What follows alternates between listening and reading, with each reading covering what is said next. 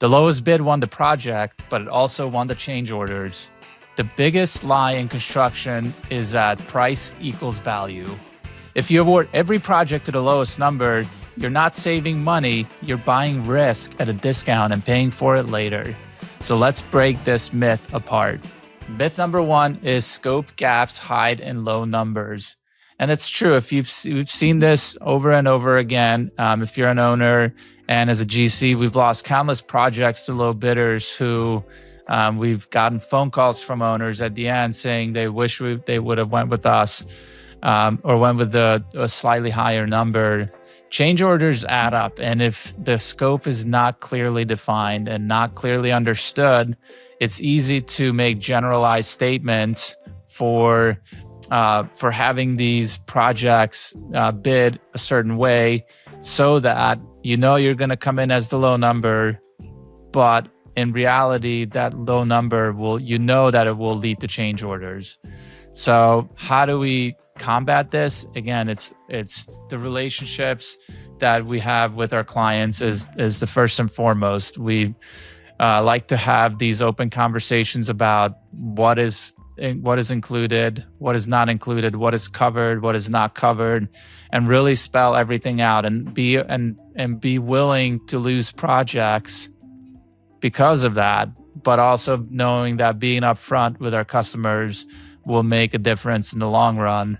And those relationships and those customers who appreciate that, we're really, we've built long-term relationships based on of being upfront with what our numbers are included and what isn't. Myth number two, experience costs less long-term.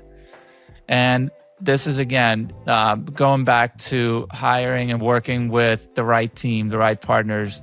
On the GC side, we see it where we're working with subcontractors who have been around. We know that they have the experience, but they will also come back with higher numbers, realizing that they understand the scope and they understand what is going to be needed to deliver on a project like that in healthcare.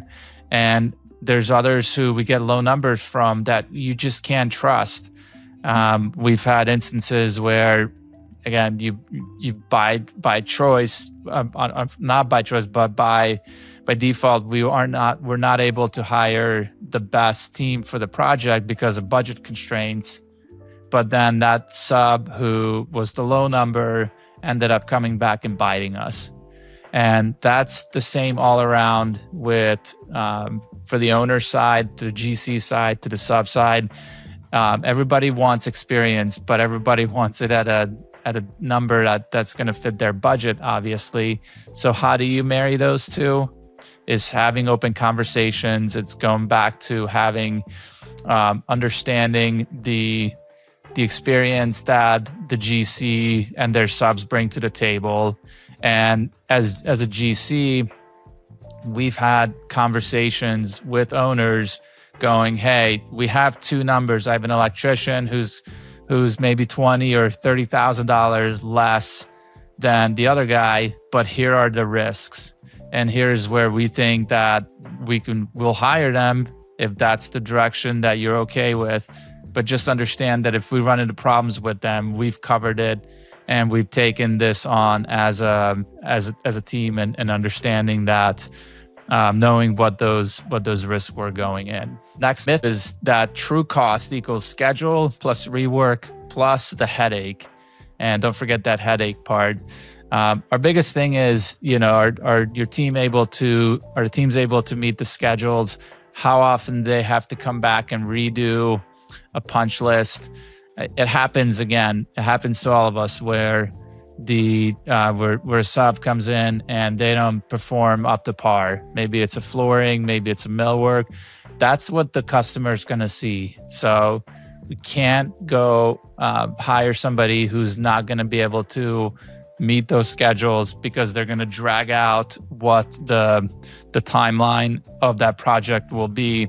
And they think they can just come in there and do whatever, however long it's going to take. No, we have the schedules, and that's the cost of the project. Every day that some of these projects drag on, from a schedule perspective, when we're not hitting dates, that's what the customer is looking for. So having that, and that is the true cost of the project. So you have to take all those things into consideration: that schedule, the rework, and the headaches. What's the headaches of dealing with a sub or a GC who's going to be difficult, and they're going to push back and challenge you and not have that collaborative attitude and that collaborative approach to delivering these projects.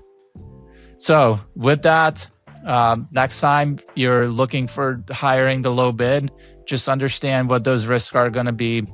And if you have any questions that would love to help you, we can reach us out at Wilson & Company and shoot us a DM on LinkedIn or send us a message here in the chat. So we'll see you on the next video.